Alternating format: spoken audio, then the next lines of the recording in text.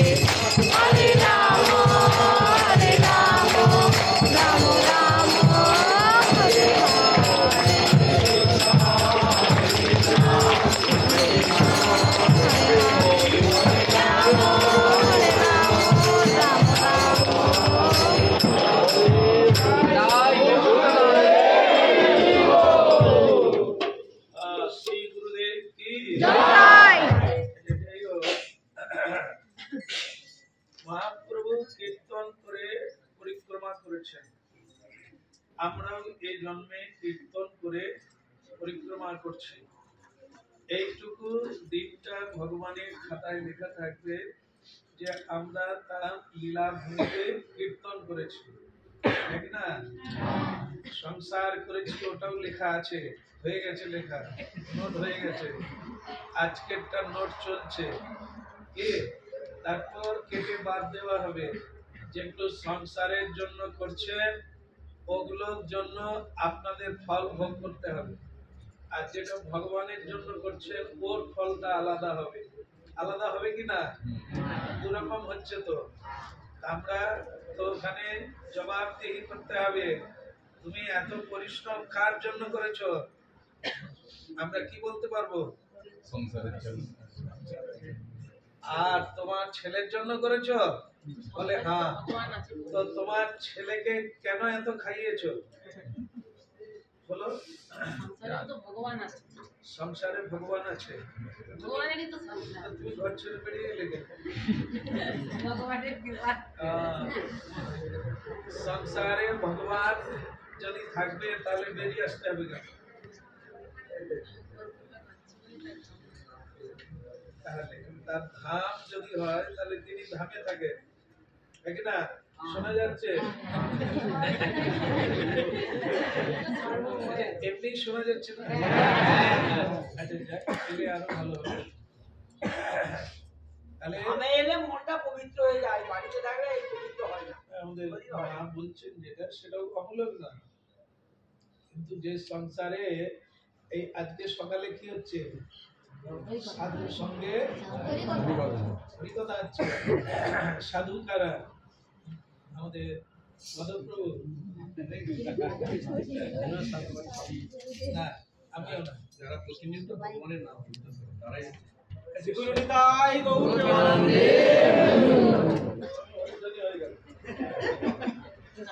আচ্ছা, যারা প্রতিনিয়ত হরিনাম করেন না তারা কি সাধু না? প্রতিনিয়ত হরিনাম করেন তো সাধু বটেই। আরো সাধু বলছেন কারা? সৎ ইচ্ছাকে সাধুবাদ দেওয়া হয়। সাধু সাধু, তোমার এই কর্মের জন্য তোমাকে সাধুবাদ দেওয়া হলো।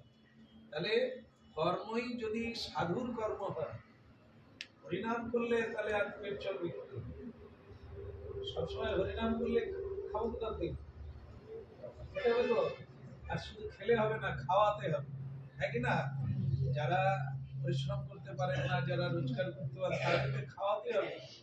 ভগবান নিজে আসেন না, মানুষের মধ্য দিয়ে মানুষের সেবা করেন, ঠিক না? এগুলো বুঝতে হবে।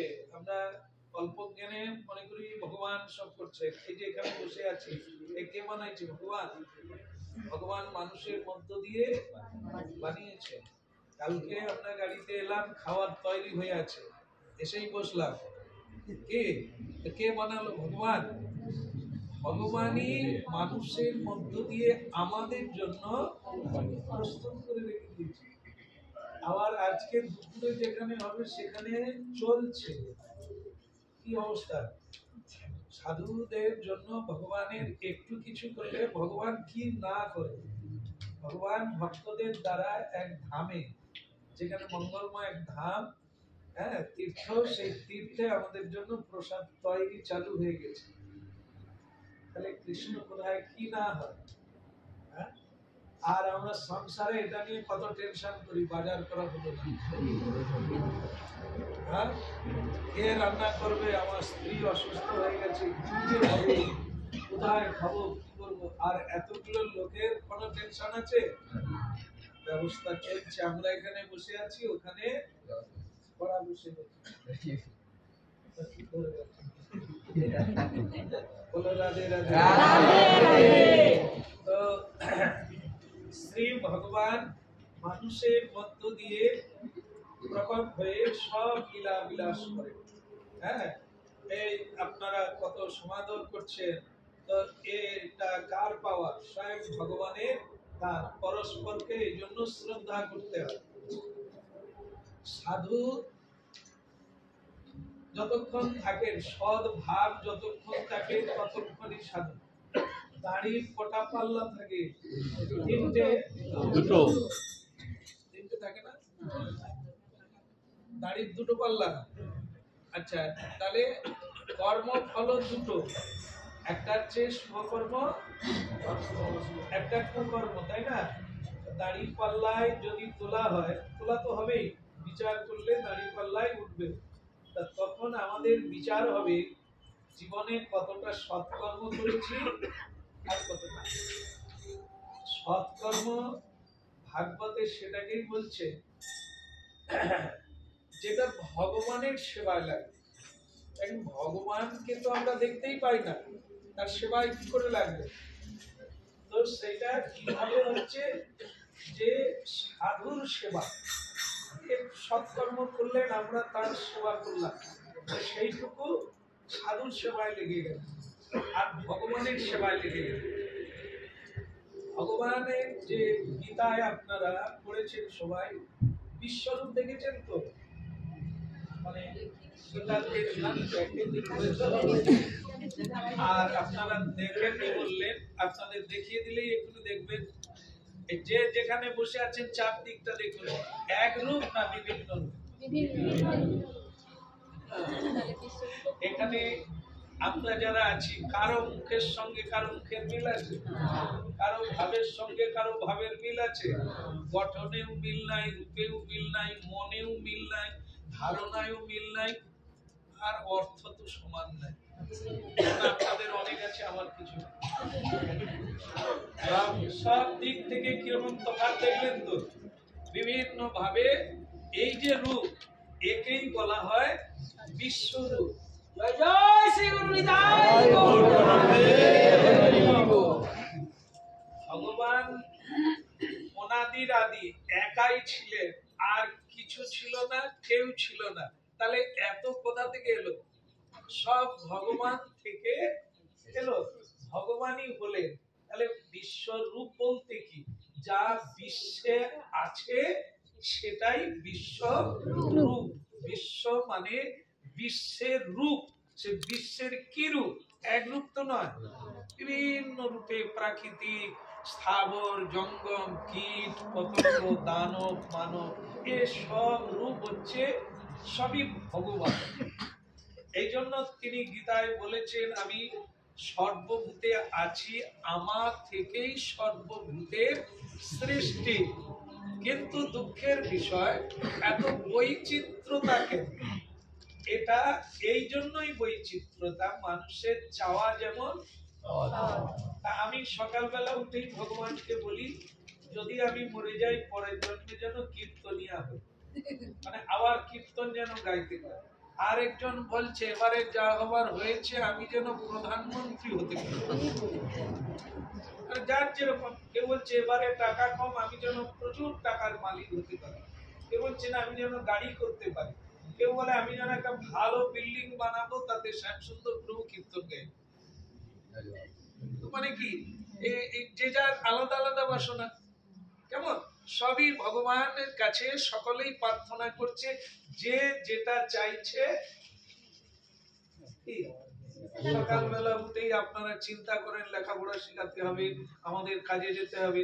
আমি সকালবেলা উঠেই বলি আমার গ্রন্থ পড়তে হবে, হারমোনিয়াম ধরতে হবে, গান তৈরি করতে হবে। আলাদা না? আলাদা কি না? আপনারা ওই যে পূজা পাঠ করেন না তা না, সেটা 10 থেকে 15 মিনিট একটু সময় তাড়াহুড়ো করে নিয়ে এবার কাজে যেতে হবে। তাহলে আপনাদেরও সকালবেলা উঠে প্রার্থনা, হে প্রভু যেন আমার ব্যবসা ভালো চলে, হে প্রভু আমার জীবনটা যেন ভালোই ভালোই কেটে যায়, এই কাজ করি কেটে যায়, এরকম যেন কারোর সঙ্গে ঝগড়া না করি। আবার কেউ বলে যেন ঝগড়ায় জিতে যাই, এটা হচ্ছে আমাদের। তাহলে এই যে বিশ্ব ভাবনা, এই যে বিশ্ব রুচি, এটাই হচ্ছে ভগবানের রুচি। ভগবান বলে যে যথামান প্রপদ্যন্তে স্থান স্থৈব ভজাম্যহম, মানে তুমি যাহা চাইবে আমি তোমার জন্য তাহাই প্রস্তুত করে রেখেছি। তা একজন বলছেন, তাহলে আমি যে দীর্ঘদিন ধরে আপনার কীর্তন শুনে ভগবানকে টাকা চেয়ে যাচ্ছি, এখনো পাই। হ্যাঁ, কেন পাই না? আপনি যদি বলেন যা চায় তাই দেন, তাহলে পাই না কেন? তখন ভগবান বুদ্ধদেব তাকে বলছে, এ বাবা, তুমি বিয়ে করেছো? হ্যাঁ হ্যাঁ বিয়ে করেছি। আর তোমার কোনো বাঁশ গাছ থেকে কি বেরোয়? কঞ্চি বেরোয়। বাঁশ গাছের গোড়া থেকে কি বেরোয়? আবার বাঁশ বেরোয় তো। তো তোমার বেরিয়েছে? সে ভক্তকে বলছেন বুদ্ধদেব, তোমার কোনো ছেলে মেয়ে আছে? বলে হ্যাঁ হ্যাঁ দুটো, একটা ছেলে আছে আর একটা মেয়ে আছে। ও আচ্ছা, মনে করো তোমার ছেলের বয়স কত? বলছে ওই তো কি বলবো, কি দুষ্টামি করে সব। 5 বছরে চলছে। বলে মনে করো তোমার ছেলেটা মানে বঁটি নেবে বলছে। বঁটি জানেন তো, ছুরির মতো বিশাল ধার আছে। ছেলেটা বঁটি নেবে বলছে, তুমি কি করবে? খুব যত্ন করে ওর হাতে দেবে? দেবে না। 1 গ্লাস সুরা খাবে বলছে। সুরা খাবে বলছে, দেবে না? কেন দেবে না? বলো কেন দেবেন না? ওগুলো ওর অনিষ্ট হবে। বঁটি নিয়ে কাটাকাটি করবে, নিজেও নিজেকে কাটতে পারে, আমাকেও কাটতে পারে। বিপদ আছে, বঁটি কেড়ে নিতে হবে, যাওয়া যাবে না। আর সুরা পান করলে কি হবে? আনন্দ হবে তো নাকি? যে খায় সে জানে, কিন্তু চোখ তো দিয়েছেন, দেখেছেন রাস্তায় পড়ছে তো দেখেছেন। তাহলে ওর অবস্থা খারাপ হবে, ওর স্মৃতিশক্তি নষ্ট হয়ে যাবে। আপনারা মা বাবা হয়ে ছেলের মঙ্গল কামনা করছেন কিনা? ছেলে মেয়েদের যাতে সুন্দর পথে চলে, ভালো করে চলে, আপনারা চেষ্টা করেন কিনা? বিশ্ব পিতা যিনি আপনার মঙ্গল করবে না? একটু আগে কথা হলো, কে সৃষ্টি করেছেন? স্বয়ং ভগবান যদি আমাদের সৃষ্টি করেন, ভগবান আমাদেরকে পিতা। তা আমি টাকা চাইছি, ভগবান দিচ্ছেন না। কেন দিচ্ছেন না? বঁটি চাইলে যদি দিয়ে দেন, টাকা চাইলেও ভগবান দিয়ে দেবেন।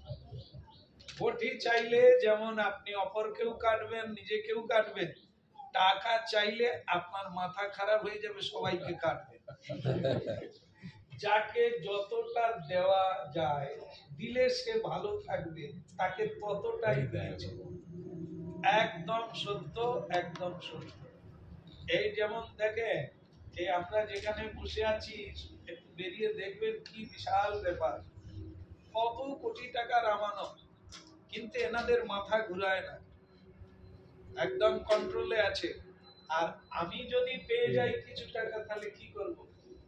কাউকে আর সম্মানও দেবো না, আর দিন রাত্রি তো আমি চৌবাচ্চায় ডুবে থাকবো এই রাস্তায়। আরে এমনি সরকার দিচ্ছে, তাতেই ভ্যান চালানো বন্ধ করে দিয়েছে। আর কি, আমার স্ত্রী এই টাকা পায়, সে আমার এদেরকে টাকা দিলে এরা কি করবে? এই জন্য শ্রী ভগবান এমনই পরিচালক, এমনই একজন কন্ট্রোলার, যাকে যতটুকু দেওয়া দরকার ততটুকু দিয়েছে। বেশি দিলে, এই যেমন ধরুন ঠান্ডা লাগছে, ঠান্ডা লাগছে কিনা? এতগুলো কম্বল কি হলো? ঠান্ডা আছে, কিন্তু সেরকম ঠান্ডা নাই। যদি সূর্যদেব অনেক উঁচুতে উঠে যেতেন, ভগবান তুলে নিতেন, তাহলে আমরা কেউ বাঁচতাম না, ঠান্ডায় সব বরফ হয়ে যেতাম। এমন একটা নিয়ন্ত্রণ জায়গায় রেখেছেন সূর্যদেবকে, যা মানুষ বাঁচতে পারবে। আবার এই ঠান্ডার জন্য কত মানুষ তপস্যা করছে। ঠান্ডা আরামদায়ক, মজা নিতে হয়, আমরা তো মজা নিতে পারি না। এই কত লোক বলছিল আপনি যাচ্ছেন, আমাদের যাওয়ার ইচ্ছে ছিল, কিন্তু এত ঠান্ডায় বেরোচ্ছে। কিন্তু এই সময় কোনো গাড়ি পাওয়া যাচ্ছে না, এই সময়ই বেড়াবার সবচাইতে উপযুক্ত সময়। এই সময় শরীর ঠিক থাকবে, যা গরমে থাকবে না। কেমন? যাই হোক, তাহলে কন্ট্রোল। স্বয়ং ভগবান সূর্যকে এমন জায়গায় রেখেছে, যা বেশি শীত হবে না, আবার বেশিও গরম হবে না। আর যদি বেশি গরম হয়ে যায়, মানুষ তাপে, তাহলে এই সব কন্ট্রোল কোন সরকার করছে না, এ করছেন স্বয়ং বিশ্বের জন্য। আমরা এখানে আছি, বরফের দেশেও মানুষ আছে, সেখানেও তাদের ব্যবস্থা করেছেন স্বয়ং ভগবান।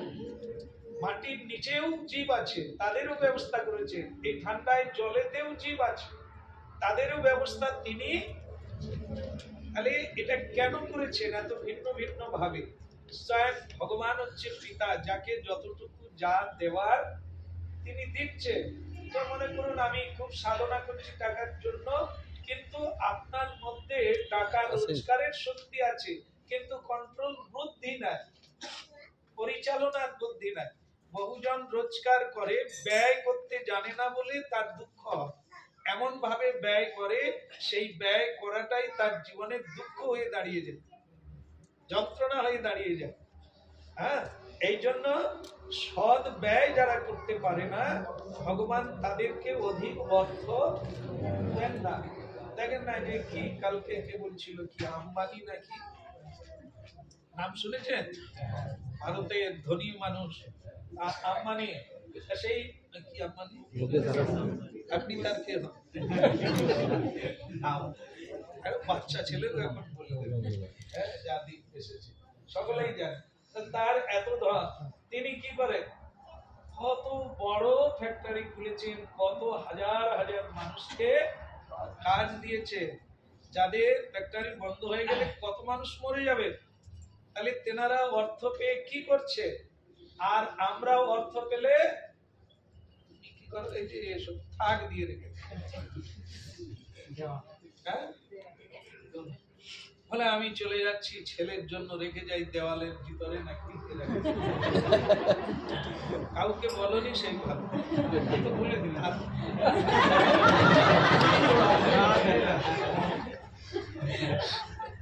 আমি এমন একটি লোক যে আমার মুখ থেকে কিছুই বের হয় না। তাই এরা বাইরের লোক, তোমার কোনো সাথে হবে না। তাই কথা যখন উত্তর বলি, একজন খুব ধন সম্পদ সঞ্চয় করে রেখে দিয়েছে। রাধে রাধে। এখন ধন সম্পদ সব সঞ্চয় করেছে অনেক, মানে তো আগেকার দিনে তো এইসব ব্যাংক ব্যালেন্স এত ভালো পরিষেবা ছিল না, সবাই জানতো না। কেউ বস্তার মধ্যে রাখতো, কেউ দেওয়ালের মধ্যে, মাটির মধ্যে, এইসব ঘটনা আছে। তা সে ধনী কি করেছে, এখন তাকে অনেকেই অনেক রকম বলছেন, এই যে এত টাকা পয়সা, ছেলেরাও তো রোজগার করছে, আপনি কি করবেন, এসব ভালো কাজে একটু লাগিয়ে দেন। তো সে কোনোদিন কারো কথা শুনে না, কিন্তু তার যখন মৃত্যু দশা তো সকলেরই আসবে, একদিন শুয়ে পড়বে আর উঠবে না। তো সে শুয়ে পড়েছে আর উঠতে পারে না, মানে অন্তিম দশা এসে গেছে। বলো রাধে রাধে।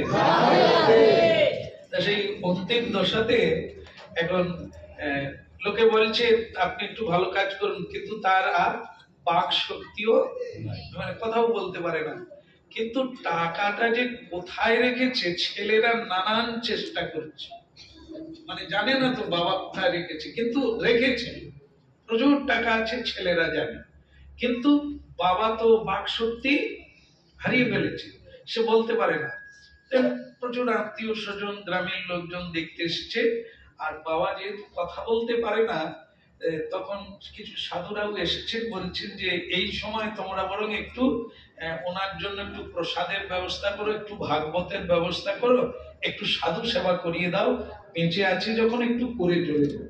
কি এখন ছেলেরা তখন বলছে আমার বাবার কষ্ট হবে, আপনারা কেউ কথা বলবেন না, আমার বাবা যেন কষ্ট না পেয়ে মরে যায়, এই সময়টা যেন বাবার কোনো কষ্ট না হয়, আমরা তাই বাবা বলে ছেলে মেয়েরা বুকে হাত বুলোচ্ছে, তেল মাখাচ্ছে, আর তারা চেষ্টা করছে, মাঝে মাঝে বলছে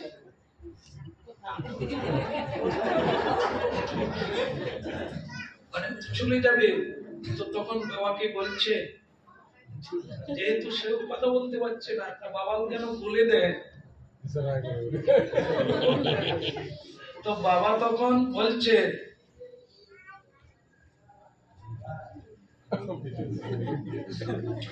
মাঝে মাঝে এরকম করছে। তো তখন লোকেরা বলছে উনি বোধহয় এই দিকে কোথাও টাকা পয়সা রেখেছে, সেটা নিয়ে তোমরা ছেলেরা যারা আছো একটা ব্যবস্থা না।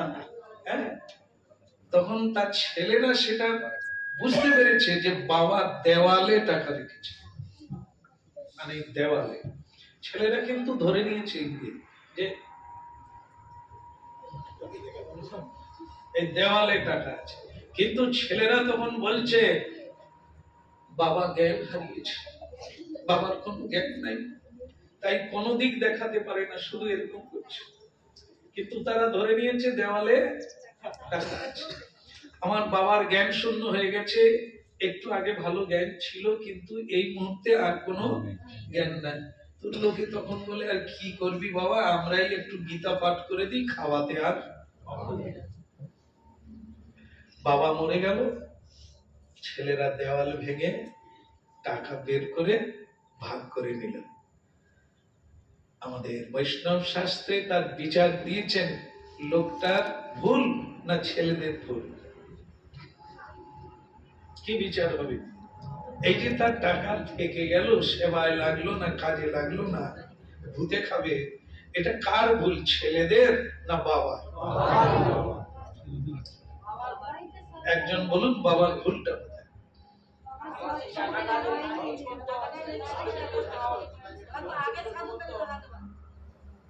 যেটা আপনারা খুব দলবদ্ধ ভাবেই বলছেন, ঠিকই কথা, যেটা আপনারা করেন না।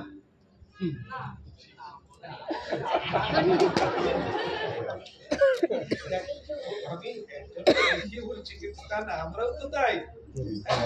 তাহলে কি পরিশ্রম, এই জন্য ভগবান এবারে দিয়েছিল তোমার ব্যবহার দেখে, পরের বারে আর টাকা দেওয়ালে থাকলে কাজ হবে?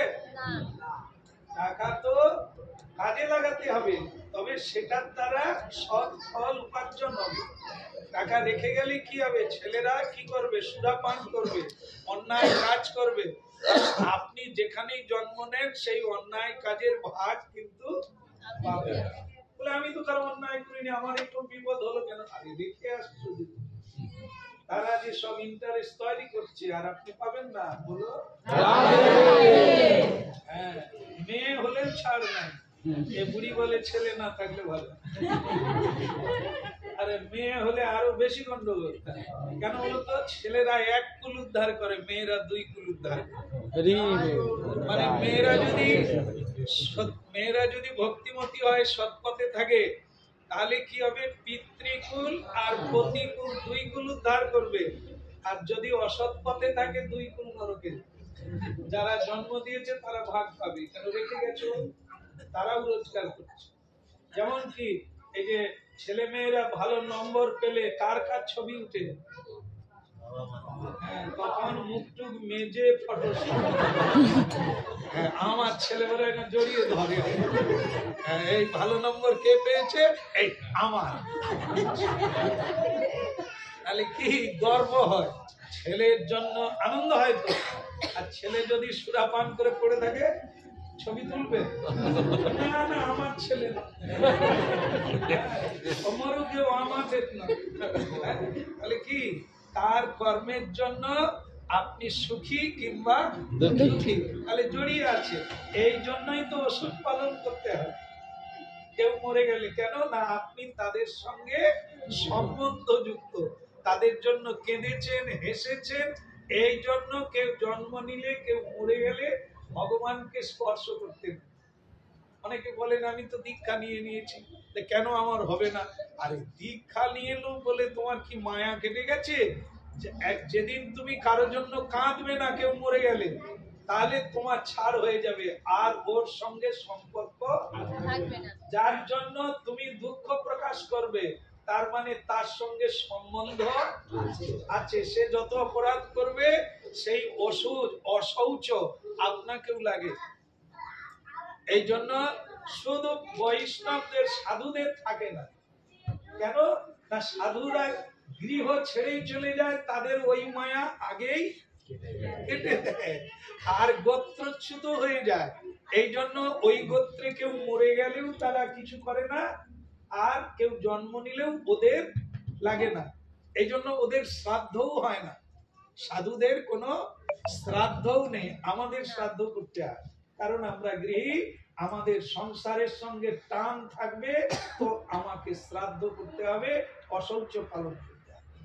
যদি কারো প্রতি কোনো টান না থাকে, যেটা গীতা পড়লে বুঝতে পারবেন, টান থাকা উচিত নয়, শুধু কর্তব্য পালন করা উচিত।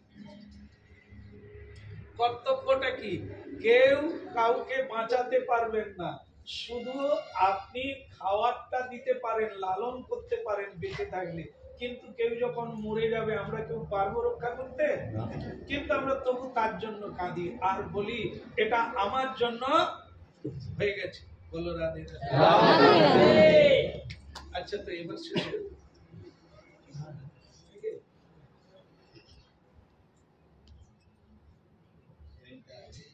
बोलो राधे राधे। राधे राधे। अरे अपना तो जाएगा पढ़ना। अच्छा, एक तो कीर्तन करी, तारपरे जल्दी सुंदर पाई बोल।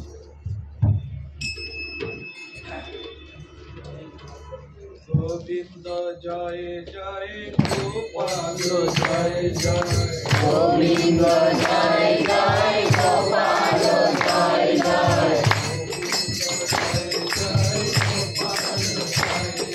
गोविंद जय जय गोपाल जय जय, राधा रमण हरि गोविंद जय जय। आगे